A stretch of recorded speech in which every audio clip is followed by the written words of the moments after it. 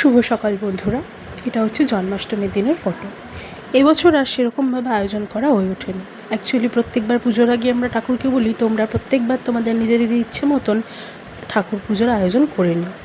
এবার আমাদের ঠাকুর ভগবান যেটুকু জুটিয়েছে সেটুকুই আমরা করেছি, সবটাই তার ইচ্ছে।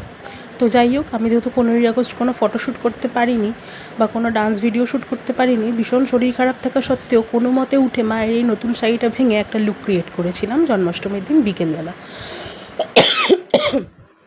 শরীরটা কেন জানি না ঠিকই হয়ে উঠছে না, সরি। আমি এগুলো কাটলাম না।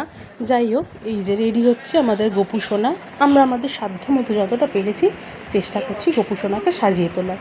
সামান্য ফুলের মালা, মুকুট এনে, নতুন জামা পরিয়ে, তার সমস্ত খেলনা, গুলি, বাটি, চামচ সমস্ত কিছু দিয়ে, গাড়ি দিয়ে সামান্য তাকে লুচি, তরকারি, দই, মিষ্টি যা যা ছিল সেগুলো দিয়েছি। এছাড়াও করবি আন্টিরা সন্ধেবেলা নিয়ে এসেছিলো তার হাতে, নিজেদের হাতে বানানো তালের বড়া, তালের বড়া, সেগুলোও দিয়েছি। শরীরটা খুবই খারাপ, কেন জানি না এখনও সুস্থ হয়ে উঠছি না। কবে যে সুস্থ হবো তাও জানি না, আর কবে যে সব রকম সিচুয়েশান থেকে মুক্তি পাবো তাও জানি না। তবে একটা মজার বিষয় আমি এখানে বলছিলাম যে ঠাকুরকে নিজের পছন্দের জিনিসগুলো দিয়ে গোপু সোনা খেতে ভালোবাসে বলে তাড়াতাড়ি পুজো কমপ্লিট করে সেটা নিজেরা খেয়ে নেওয়ার মজাই আলাদা। এটা একটা আন্টি আমাদের গিফট করেছিল, তো সেই আন্টির বাড়ির প্রসাদটাও আমরা খেয়ে নিয়েছিলাম। 2 রকমের কেক ছিল, বেশিরভাগ কেকটাই আমি খেয়েছিলাম, বা মা তো খাইনি কেকটা, যেহেতু সবারই মোটামুটি শরীরটা খারাপ।